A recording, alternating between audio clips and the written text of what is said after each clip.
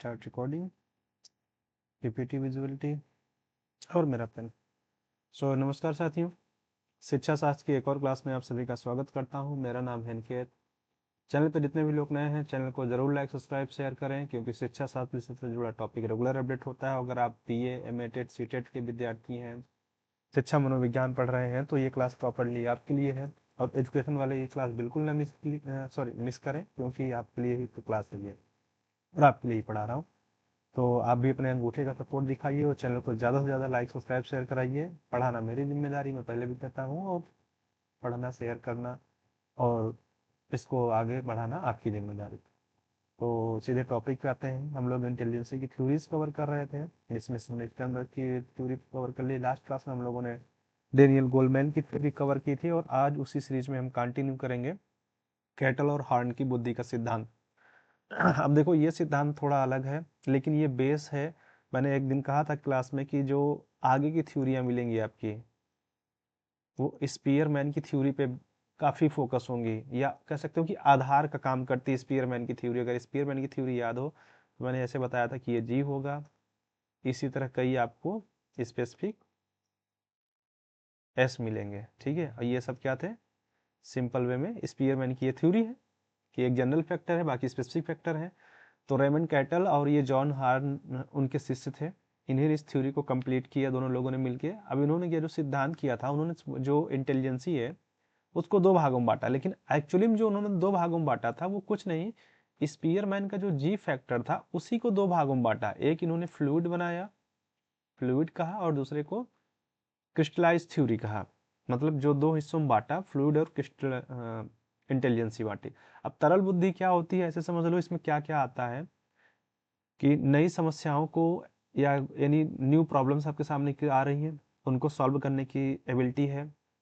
Regional thought हो गया, pattern को अंडरस्टैंड करने की, या तार्किक सोच या पैटर्न समझने की किसी चीज़ की क्षमता है। दूसरी चीज़ क्या, एजुकेशन या एक्सपीरियंस पे निर्भर नहीं होती। आपके सामने सिचुएशन आती है, आप उसको सॉल्व करते हो। इसको ऐसे समझ लो। एक थ्योरी में और जोड़ देता हूँ। अगर कुछ दिन पहले याद हो तो मैंने अधिगम पढ़ाया था आप लोगों को। अधिगम याद है?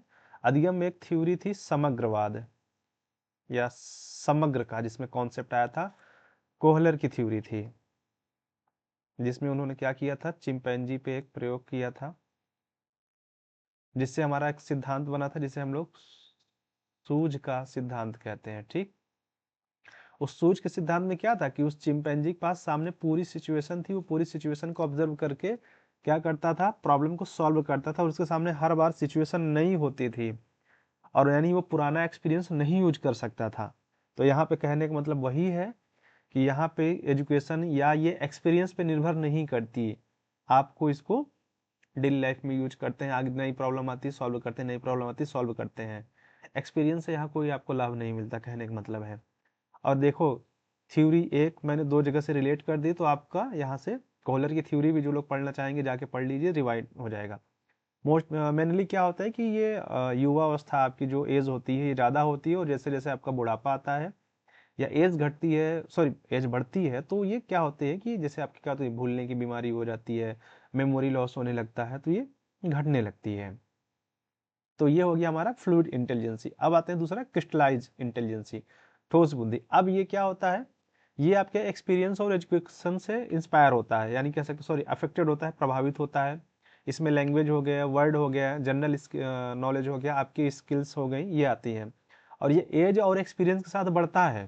ध्यान देना कि ये एज और एक्सपीरियंस के साथ ये ग्रो करेगा, क्योंकि आप इसमें जितना ज़्यादा चीज़ें सीखेंगे, आपका एक्सपीरियंस उतना ज़्यादा बढ़ता जाएगा। जैसे एक 20 साल का बच्चा है और एक 40 साल का है, तो नो डाउट हो सकता है कि इसका आईक्यू बेहतर हो, पर अनुभव और एक्सपीरियंस में कौन होगा? 40 साल वाला, क्योंकि वो उससे डबल का एक्सपीरियंस ले रखा है।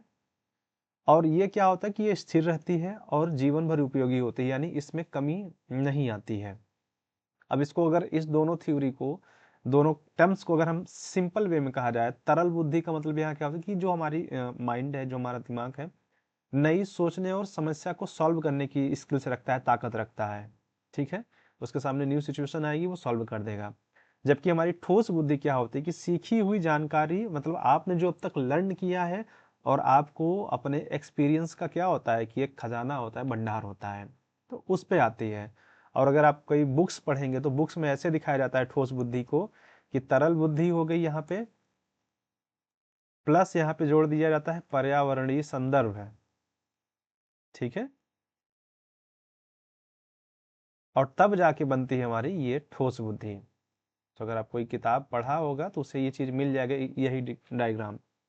तो कहने का मतलब है कि रेमंड कैटल और जॉन हॉर्ड ने कॉन्सेप्ट दिया तरल और ठोस बुद्धि का, जो कि काफी हद तक इंस्पायर्ड था सीधे सीधे स्पीयरमैन के जी फैक्टर से, जी फैक्टर से ही प्रभावित था। और उन्होंने क्या किया कि जी को दो हिस्सों में बांटा, एक तरल का एक ठोस।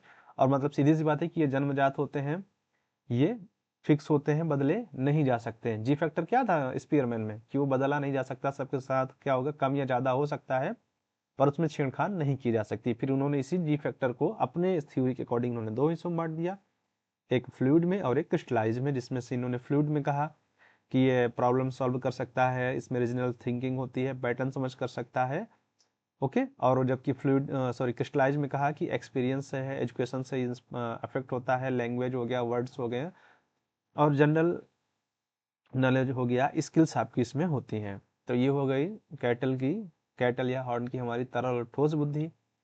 और मैं फिर कह रहा हूँ कि अगर इसको और डिटेल में आपको पढ़ना है तो कमेंट करना, मैं इसका पीडीएफ दे दूंगा प्रॉपर, या मेरे नोट्स हैं जो मैंने बना रखे हैं वो आपको समझा दूंगा, टाइप करके दे दूंगा, जैसे आपको अप्रोप्रिएट लगे, जहाँ पे आपको ये थोड़ा डिटेल में मिल जाएगा। हिंदी इंग्लिश किसी भी लैंग्वेज में हो आपको मिल जाएगा। और फिर वही चीज़ है कि इतनी मेहनत मैं कर रहा हूँ, थोड़ी सी मेहनत आप करिए, अपने अंगूठे का सपोर्ट दिखाइए, बस ये बेल आइकन को दबा दीजिए बस, और कुछ मत करिए। और ज़्यादा से ज़्यादा इसको शेयर सब्सक्राइब कर दीजिए। आप भी खुश, हम भी खुश, और आपका साथ मेरा विकास, मेरा साथ आपका विकास। सो मिलते हैं आप लोगों से नेक्स्ट क्लास में, तब तक के लिए थैंक यू।